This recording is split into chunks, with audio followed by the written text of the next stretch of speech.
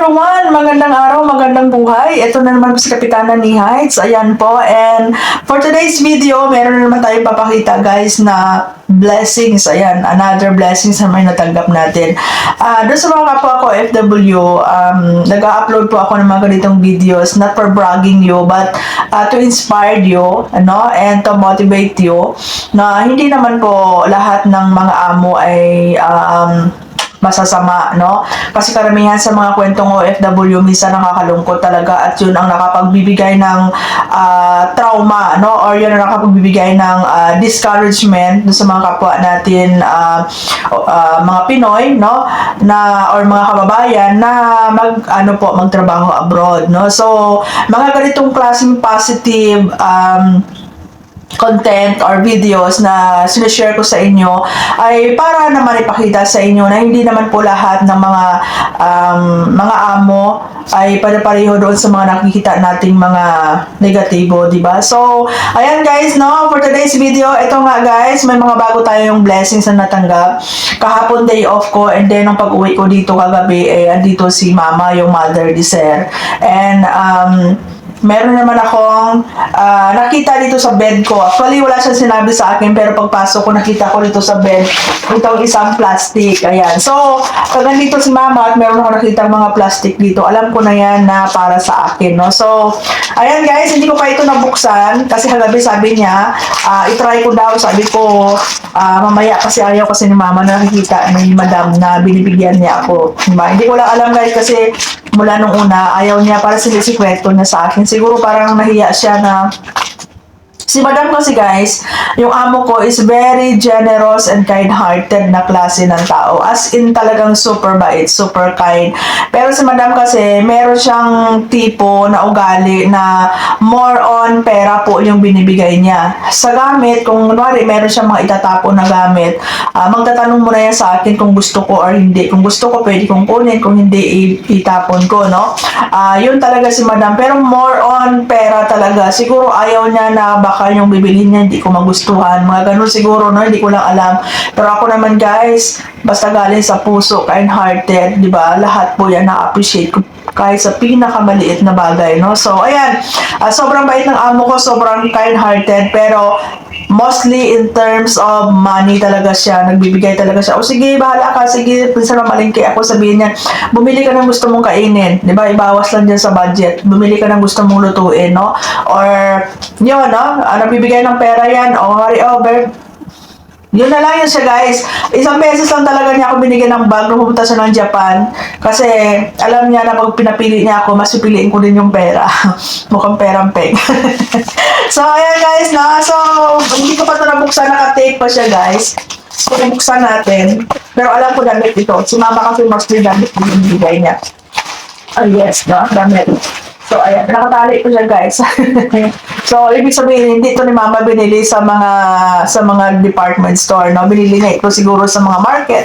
But then, very much appreciated, no? So, ayan, buksan natin. Paano ba ito? Talagang straw talaga yung tali niya guys. Wala akong gunting dito. Okay, ganyan na lang natin. Oh! Straw talaga. Pero in fairness guys, talagang masasabi mong bago kasi meron pa po siyang tag. Ayan. Ayan, no? May tag pa po siya. Ayan. No? So, okay. Ano siya? Pang winter talaga siya guys. Uy. But the color is maroon to siya. Hindi red, maroon. Ayan, ganda. Very warm talaga siya. Try natin.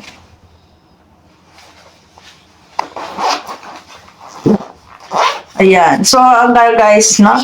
Very, very warm talaga siya. Ayan. At saka yung size na is fit na fit talaga sa akin. Ayan. So,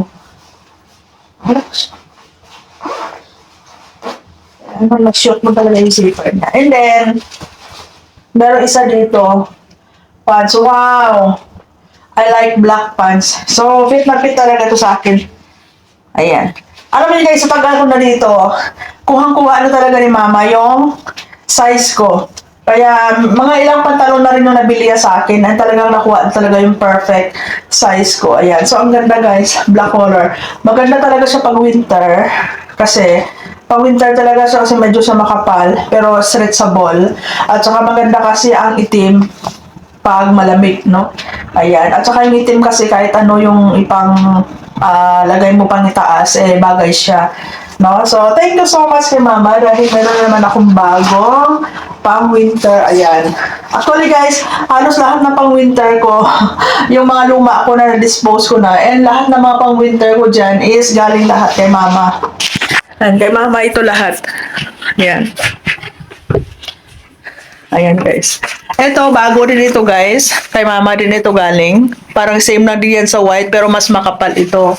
Ito, kay Mama din po ito galing. Ayan. So, ganun din siya guys. Makapal din ito. Ito kay Mama din ito galing.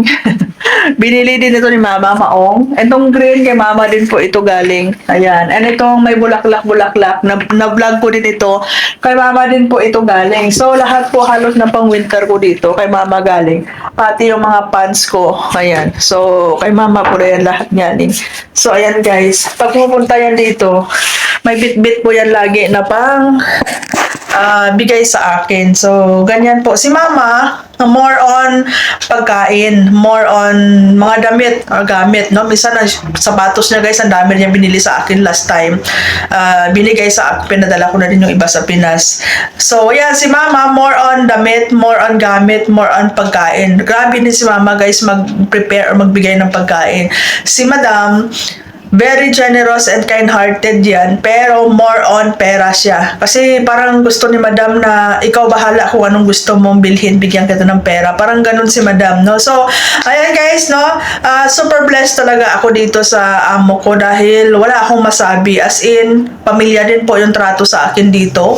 'Di ba? Hindi yung talagang tawag dito, bantay sarado ka or bilang yung kilos mo. As in, ano lang talaga guys, para ako sa sariling bahay ko. Yun nga lang, syempre, priority ko si Moy Moy. So, ayan, no, wala akong masabi as in talaga. And, yun lang, no, this is just to inspire doon sa mga kapwa ko, FW guys, na sige lang, no, kung hindi man kayo napunta sa mabait na amo, at least, ipakita ninyo na trusted kayo, ipakita ninyo na tawag dito, dedicated kayo sa trabaho ninyo.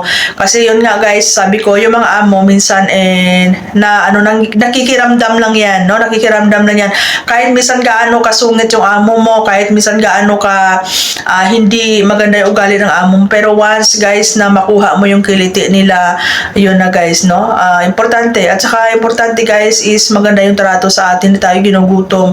Yung trabaho okay lang yan kasi ang punta natin dito ay trabaho, di ba? So ayan guys, no, this is for today, this is for today's vlog. Ayan, and abangan nyo pa guys yung mga iba ko pang mga vlog, kwentong OFW guys. So maraming salamat and God bless everyone.